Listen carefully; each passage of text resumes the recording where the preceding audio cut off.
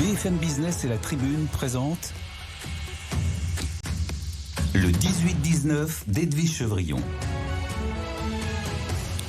Vous êtes bien dans le 18-19. Mon invité, c'est Philippe Pascal, qui est le président du groupe ADP. Bonsoir Philippe Pascal. Bonsoir. Merci d'être avec nous. On va rappeler que le ADP, vous êtes gestionnaire bien sûr de Paris-Charles de Gaulle, de Orly, mais aussi de 24 autres plateformes, dont certaines sont dans la région qui est pour l'instant est sous le feu des bombes, des drones.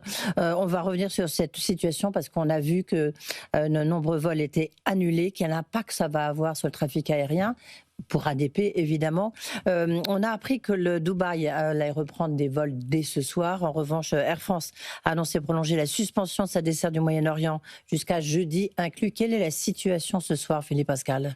Oui, écoutez, déjà, quand on est gestionnaire d'aéroport, on essaye de prendre soin à la fois de son personnel et de ses passagers. Donc, on a assuré la sécurité de nos personnels, effectivement, dans 2 des aéroports qu'on opère dans la région concernée, c'est-à-dire l'aéroport d'Amman en Jordanie et l'aéroport de Médine en Arabie Saoudite.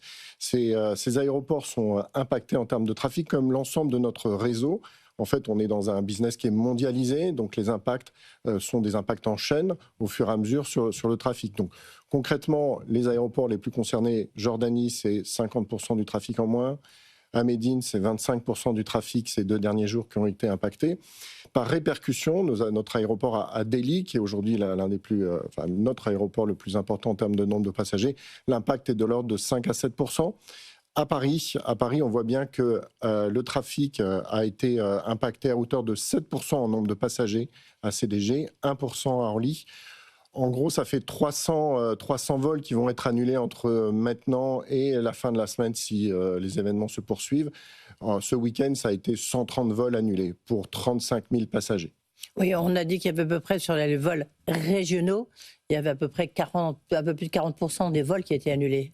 Oui, tout à fait. C'est-à-dire qu'effectivement, les principaux hubs du Moyen-Orient et les hubs du Golfe sont impactés, ce qui fait un volume de passagers assez conséquent. C'est une région qui draine énormément de plateformes de correspondance, d'aéroports où le trafic foisonne, et notamment les fameux hubs du Golfe, qui fait que l'impact mondial est important. Le trafic aérien, il avait repris, on reviendra sur vos chiffres. Vous avez publié il y a le 18 février, donc c'était le 2025, ça y est, c'était reparti, on avait oublié le Covid, enfin. Et là, ça va avoir un impact durable, c'est pas une crise qui va durer 3 jours, 4 jours. D'abord, ne serait-ce que Donald Trump a dit qu'il fallait s'attendre à ce que cette crise dure au moins 4 semaines. Alors c'est difficile à dire aujourd'hui, et je ne suis pas forcément bien placé pour le dire. En revanche, effectivement, en termes de désorganisation du ciel aérien, c'est significatif.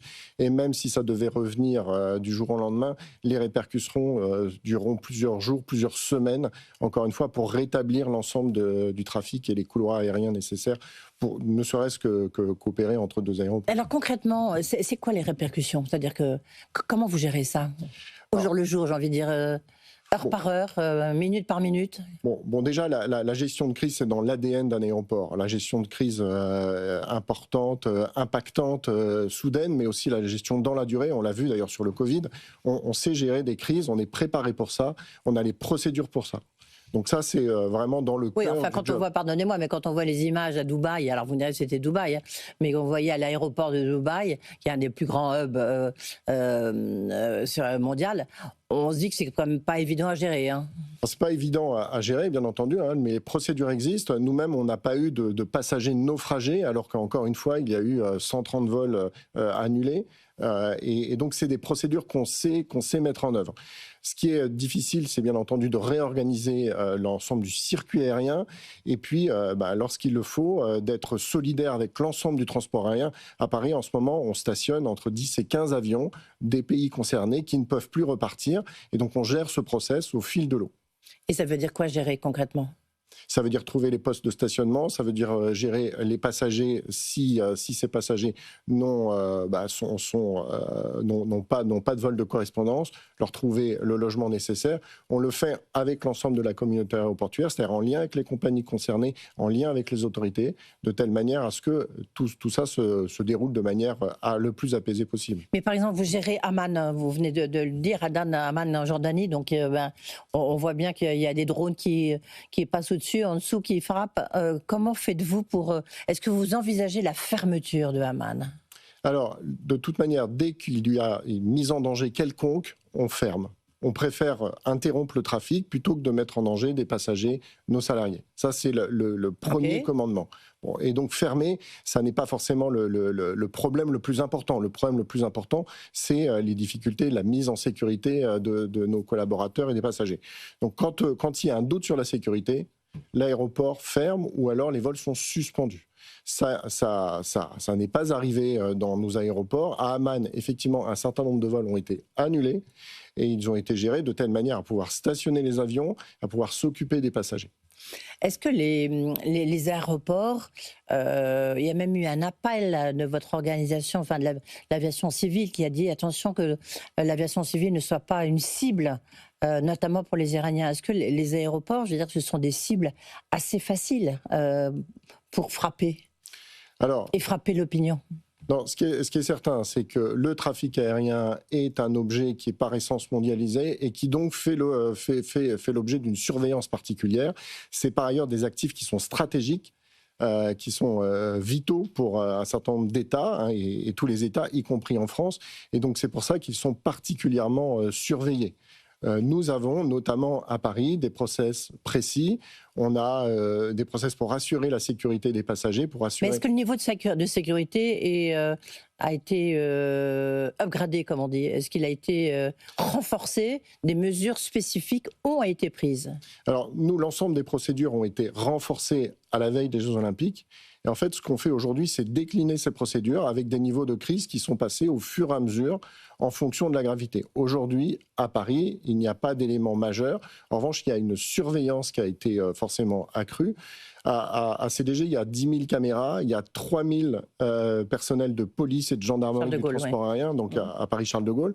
Donc c'est des éléments qui sont au cœur de notre stratégie. Par ailleurs, on a également des systèmes élaborés, techniques, on est au meilleur niveau, notamment de détection de drones.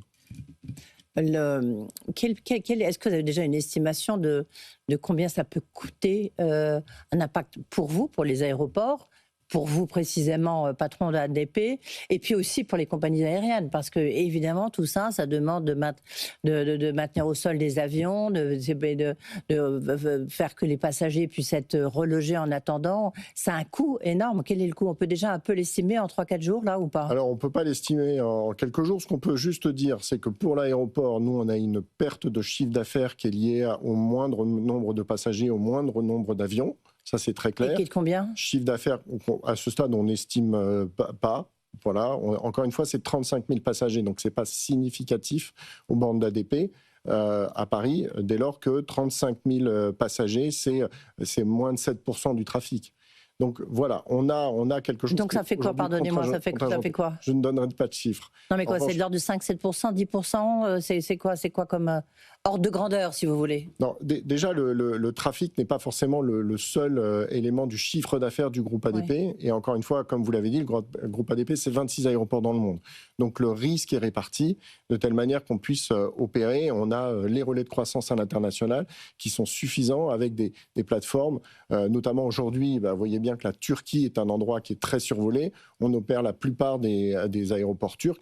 On a ces éléments de contrepartie positive à un impact dans un pays. Oui, mais enfin rien, on sait bien que Dubaï, les Émirats, ce sont des hubs essentiels en termes de connexion pour le trafic international, et deux, c'est là où il y a quand même une concentration de richesse extrêmement importante, et notamment lorsqu'ils passent dans vos duty-free shops ou qu'ils passent dans les duty-free shops d'autres aéroports.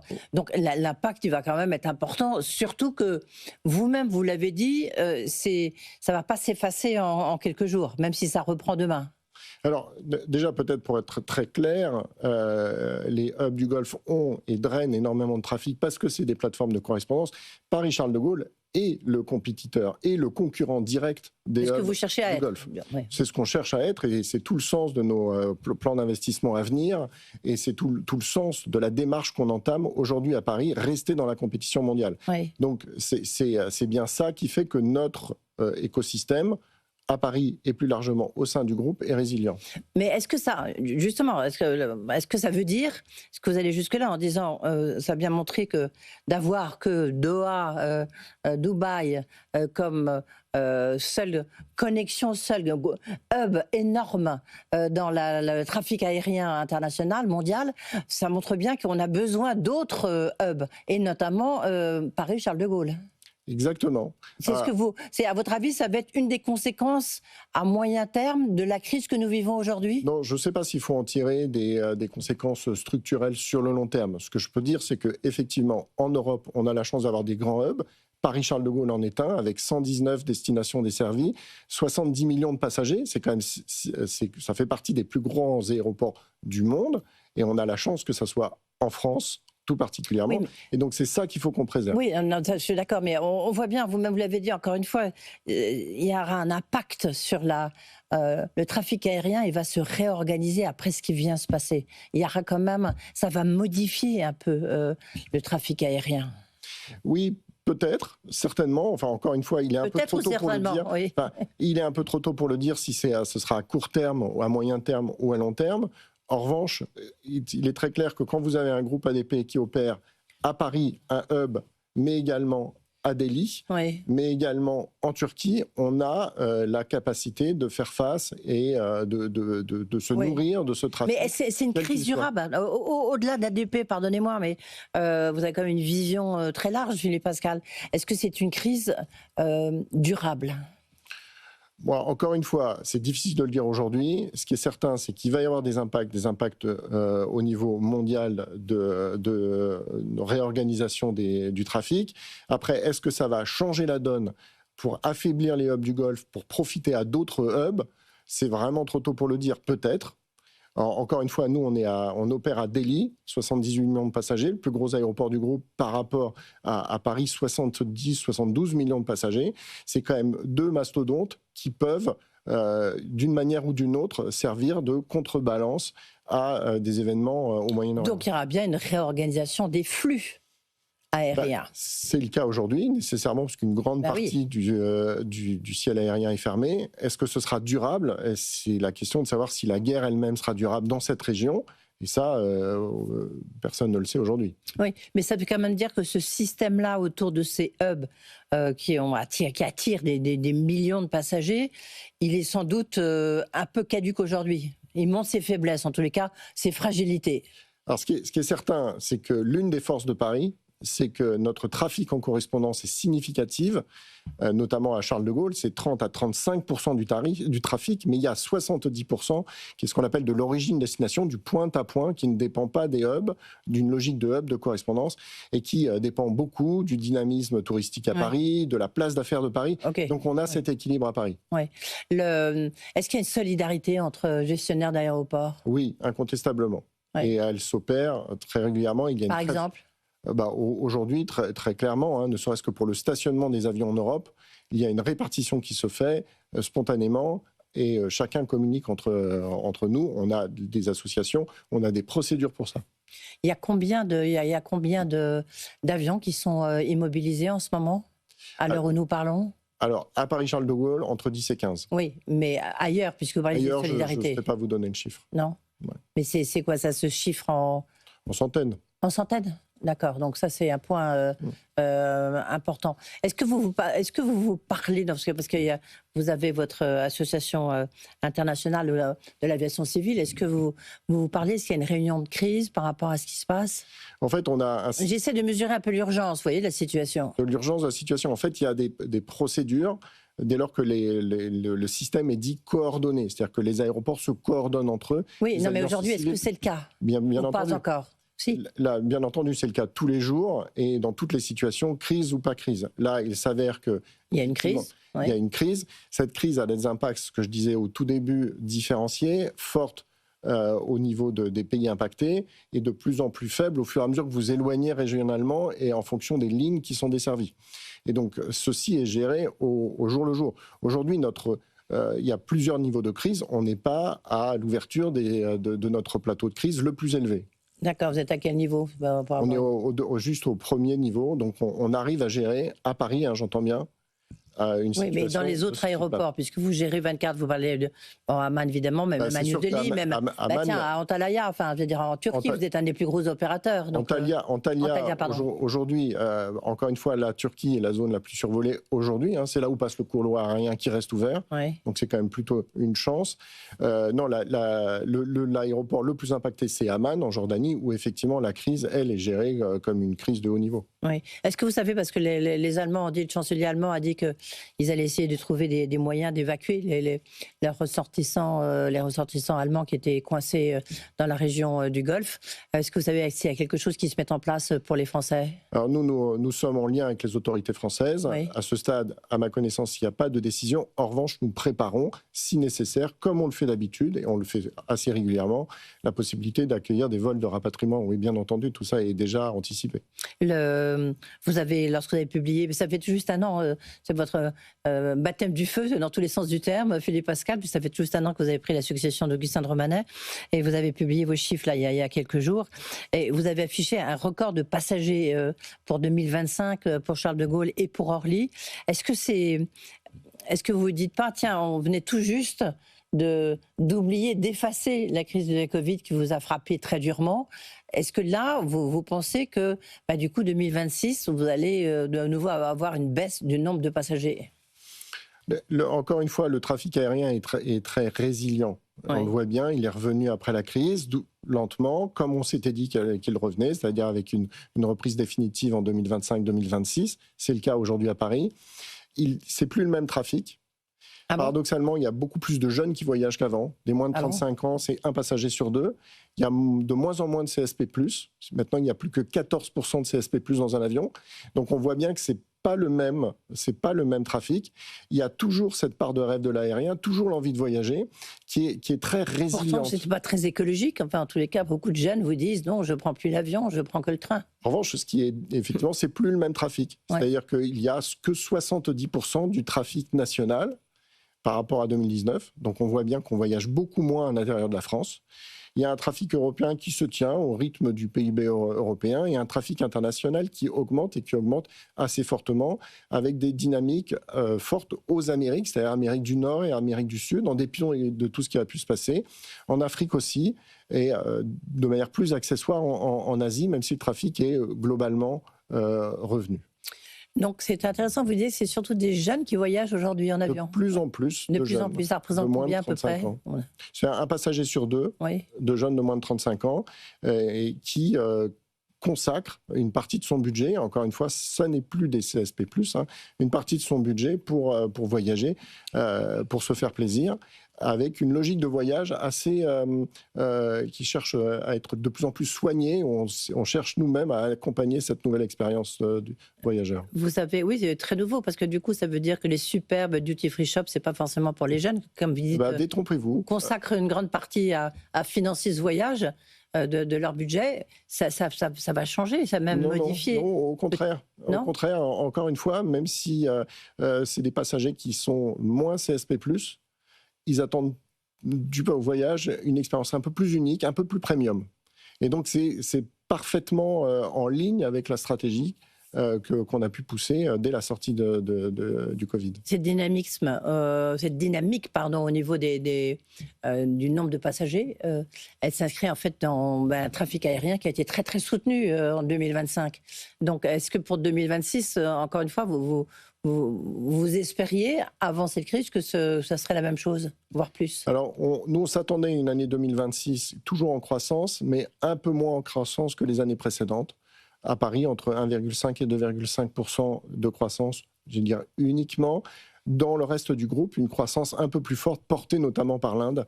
L'Inde, où la croissance est tout de même incroyable. On s'attend jusqu'en 2040 à plus 7% d'augmentation en moyenne tous les ans. Oui, c'est vraiment la tête de pont de votre futur... Enfin, c'est la tête de pont en fait de votre groupe d'ADP. C'est pas Paris-Charles de Gaulle, c'est New Delhi. En fait, le groupe est composé de 3 principales entités. Ouais. ADP à Paris, TAV Airport au Moyen-Orient, en Asie centrale, et puis GMR Airport en Inde. Et c'est vraiment 3 piliers parfaitement équilibrés qui nous permettent d'être résilients. Tiens, à propos de trafic aérien, il y a à partir d'hier, d'avant-hier, la taxe sur les petits colis qui maintenant s'impose. Est-ce que ça a un impact sur le trafic aérien? Est-ce que vous pensez quel impact ça va avoir sur le trafic aérien, et notamment sur Paris-Charles de Gaulle? Alors là, peut-être pour faire un tout petit pas de côté, déjà pour expliquer qu'au niveau européen, pour la première fois, les pays européens se sont mis d'accord pour mettre en place une taxe sur ces petits colis. Cette taxe, elle doit rentrer en vigueur dans quelques mois. Ah oui, pardon, je croyais que c'était le 1er mars, pardon, excusez-moi. Non. Parce que la France a souhaité mettre en place, en attendant, une taxe immédiatement, uniquement pour la France, et qui est assez mal calibrée, et pour le coup très impactante. C'est-à-dire qu'elle va générer tout de suite, dans les prochaines semaines, des départs. On estime à peu près 50 vols cargo en moins à Paris. Alors 50 vols cargo par mois. Enfin en moins à Paris, alors qu'il aurait suffi d'attendre la mise en œuvre de la taxe européenne de telle manière que cette distorsion ne se fasse pas. Parce que ces 50 vols, ils vont partir en Belgique et la marchandise, elle arrivera en camion. Et donc on voit bien un peu l'aberration du système. L'Italie a voulu mettre en place cette taxe, l'a mise en œuvre et quelques jours plus tard, l'a retirée. Donc la France serait bien avisée de pouvoir s'inspirer de ce modèle en attendant que cette taxe européenne entre en vigueur. La taxe est légitime. C'est les modalités prises par la France qui sont un peu croquignolesques. Et alors 50 vols cargo par mois en moins, au total, il y en a combien qui arrivent à Paris? C'est un gros tiers du trafic. Cargo, j'entends. Donc c'est assez significatif. Donc ça fait combien d'avions? La difficulté étant de savoir, 50 vols, c'est 50 avions, hein, c'est un vol par avion. Mais la difficulté, c'est de savoir si ces vols partiront définitivement ou reviendront une fois que la taxe européenne sera entrée en vigueur et que la taxe française s'arrêtera. Ah oui, donc c'est un manque à gagner important pour vous. Oui, avec potentiellement la question de l'irréversibilité. C'est-à-dire, lorsqu'ils vont partir, est-ce qu'ils reviendront? On en doute. Il y a en plus, vous avez publié des chiffres avec une hausse de votre chiffre d'affaires de près de 9% à plus de 6,7 milliards. Donc c'était des bons résultats. Un bénéfice aussi en hausse, malgré une fiscalité pénalisante, parce que vous aussi, vous êtes impacté par cette taxe sur les grandes entreprises. C'est un impact de combien? Alors, en cumulant à la fois la surtaxe de l'impôt sur les sociétés que connaissent toutes les grandes entreprises, plus toutes les taxes spécifiques de l'aérien qu'on nous a inventées ces dernières années, on a un impact supérieur à 300 millions d'euros par an. On avait un résultat net de 600 millions d'euros, on est redescendu à 300. Là, ce que vous décrivez, c'est la hausse qui nous a permis de passer de 300 à 380. On est encore loin des 600. Donc on voit bien le poids de la fiscalité qui est très importante et qui se cumule entre le poids de la fiscalité des grandes entreprises et le poids de la fiscalité de l'aérien qui commence à peser sur le secteur. Dernier point à propos de fiscalité, ou du moins de bras de fer que vous avez avec votre autorité de régulation, l'autorité de régulation des transports. Un bras de fer sur l'autorité de régulation des transports vous a refusé d'homologuer les tarifs des redevances aéroportuaires. Vous en êtes où? Parce que normalement, une décision devait être prise. Je n'ai pas vu le résultat, mais peut-être que vous allez nous le donner ce soir. Alors, ce qui est en jeu, au-delà des tarifs 2026, c'est la compétitivité du secteur à l'avenir et la capacité qu'on a à investir. Peut-être juste pour remettre un peu le... Pour justifier ce que vous allez nous dire. Allez-y, Philippe Pascal. Voilà. En fait, la régulation économique, elle s'explique par le souhait d'éviter que l'aéroport soit en monopole et abuse de ce monopole. C'est daté. Est-ce que vraiment les aéroports aujourd'hui sont en monopole? On a passé tout le début de l'interview pour parler de la compétition mondiale, des impacts mondiaux. Est-ce qu'aujourd'hui, on peut considérer encore que cette régulation est adaptée à un aéroport en compétition mondiale? Et alors, qu'est-ce que vous allez proposer? Il nous reste 0 seconde. Allez-y, Philippe Pascal. On a proposé d'investir plus de 8,4 milliards à Paris ces 8 prochaines années. Et pour ça, il faut des hausses de redevances. Nos infrastructures ne sont pas financées par le contribuable. Elles sont financées par l'entreprise sur les prix qu'on va pouvoir lever. Et donc, c'est ça qu'on cherche à faire, continuer à investir en France. Oui, ok, mais la proposition, c'est quoi? La proposition, c'est de continuer à travailler avec l'ensemble des parties prenantes, avec le soutien du ministre des Transports, à dialoguer avec l'autorité de régulation des transports. L'objectif, c'est qu'on trouve le bon équilibre pour que mais enfin, vous l'avez on puisse trouvé réinvestir en France. Non, mais c'est ça. Est-ce que vous l'avez trouvé? Parce que là, le bras de fer. Hein? On discute. Et on a bon espoir de le trouver. On a bon espoir de le trouver parce que cette opération de réinvestissement est d'intérêt national. Il y a peut-être un coup près qui va tomber, non, quand même? Le process est long et on pense que cette discussion sera constructive parce que l'opération est d'intérêt national et qu'elle est supportée. Oui, ça, c'est des arguments, c'est vos arguments, mais est-ce que ça convainc l'autorité de régulation des transports? C'est ça, ça heurte quand même le bon sens si ADP ne peut pas investir 8,4 milliards en France. Et vous aurez le résultat des courses quand? À la fin de l'année. Ah, à la fin de l'année. Ah oui, donc c'est pas pour tout de suite, parce qu'on est au début de l'année, hein, Philippe Pascal. Vous pourrez me réinviter. D'accord, on a de quoi vous réinviter. Merci beaucoup d'être venu, malgré la crise, ce soir, ici, dans les studios de BFM Business. Merci beaucoup, Philippe Pascal. Le patron du groupe ADP, dans un instant, justement, on va parler sur cette crise, un peu quel scénario, qu'est-ce qui peut se passer. On va en parler avec Bertrand Besancenot, diplomate, c'est l'ancien ambassadeur de France au Qatar et en Arabie Saoudite. Philippe Chalmin, qui est économiste, qui est président du fondateur Cyclope. Il y a un impact, évidemment, sur le pétrole et le gaz. Et puis, Djilali Benchaban, qui est consultant en stratégie et en géopolitique. À tout de suite. Le 18-19 d'Edwige Chevrillon sur BFM Business.